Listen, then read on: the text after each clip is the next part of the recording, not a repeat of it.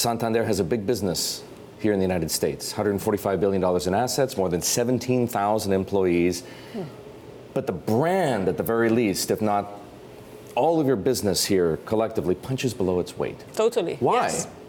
Well, because we spent the last 5 years basically fixing the legacy issues. And the reason I was in Dallas and I've joined the US board only actually 1 month ago, is because we're now ready to grow. And this, the US is big.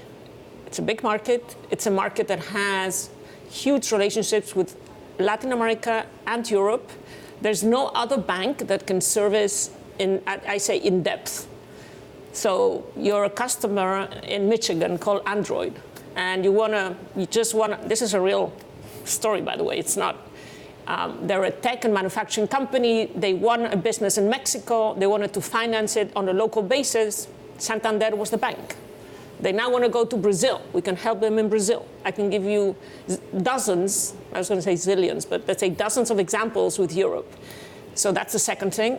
And by the way, we are actually announcing next week a very interesting remittances. So at the other end of the spectrum, there is millions of Mexicans that are sending, I think, 36 billion every year from the US to Mexico. We're launching a fast, competitive remittances program, initially just from the Santander branches to any bank in Mexico. So there's a lot of things we can add and bring value to the US consumer.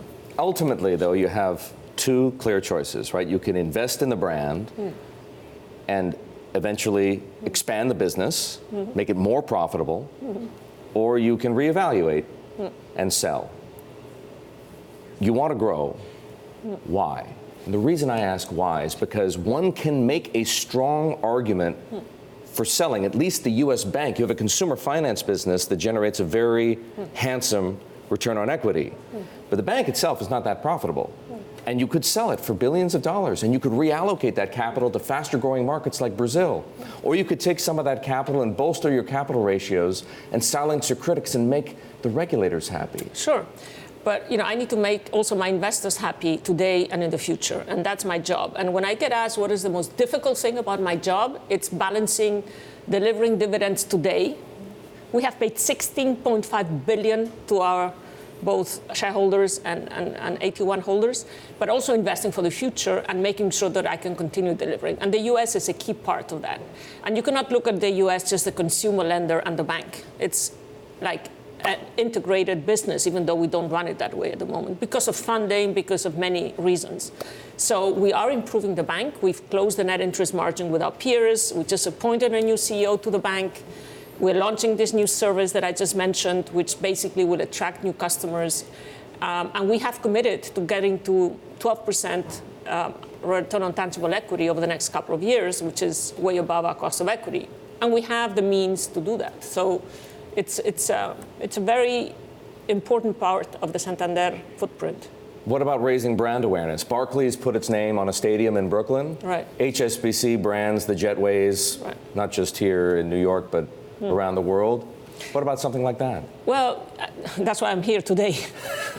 Until now, if I came here a few years ago, we'd spend the whole conversation saying, okay, so when is the next fine going to come? When are you going to get out of the 4M? It wouldn't have been a great conversation. And so that's why I joined the board. I'm here.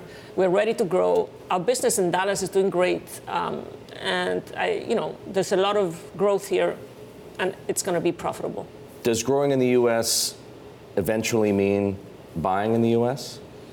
Not necessarily, no. I think we can grow organically, as I have said. We have not been able to launch a new product for 5 years from the bank. So that tells you how much potential there is. We are launching OnePayFX, which is a blockchain-based retail cross-border payment with Ripple, by the way, a U.S. company. That's coming to the U.S. We're going to do open bank. There's a lot of things that... And we created the North America region, Mexico, US. So we're now running a lot of these businesses together. So you'll see good results in the coming years.